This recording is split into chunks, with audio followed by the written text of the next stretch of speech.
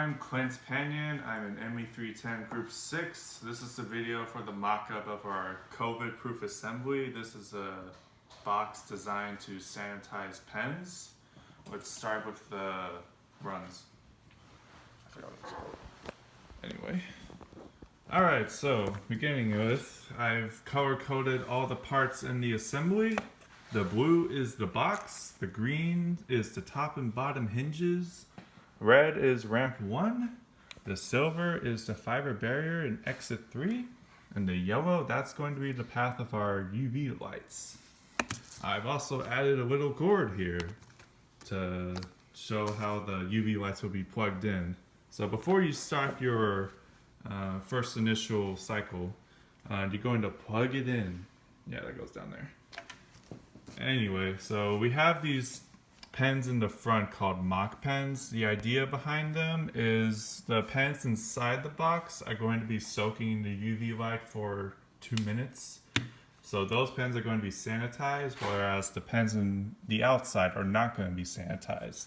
To sanitize them, you just take the pen out and you place it in. And now every pen is sanitized after you wait 2 minutes. And that's the gist of the design. Now on to some design changes I made in creating this mock-up.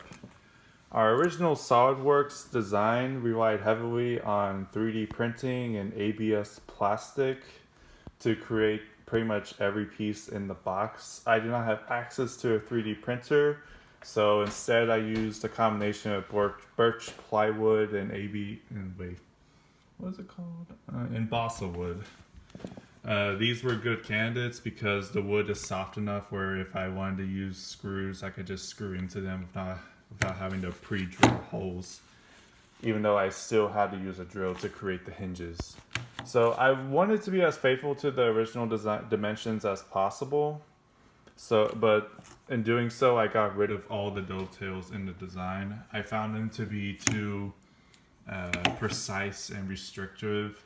I much prefer using these hinges because if I needed to, I could unscrew them and move them up and down the design to better align the ramp 1. And because I really wanted the hinges, I used ramp 1 instead of ramp 2. As well as I've added a few other changes. I use screws now. It's not a completely modular device. In addition, I have these sort of fence braces here to keep all the planks of wood together. The box is so big, I had to combine multiple pieces of wood to get it to the dimensions we designed in the model. And besides that, the last few things I'm going to do is I do have a door here that's supposed to slide into this groove, so I'm gonna put that in there just to show you that it's there. And the last thing I'll do, I'll take out the hinge here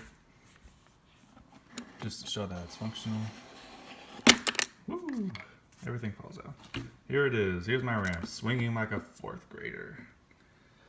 And besides that, the main tools I used the most was hot glue guns, a drill, spray paint, and a scroll saw to cut all my wood pieces. And that's the end of my mock-up video. Hope you enjoyed it.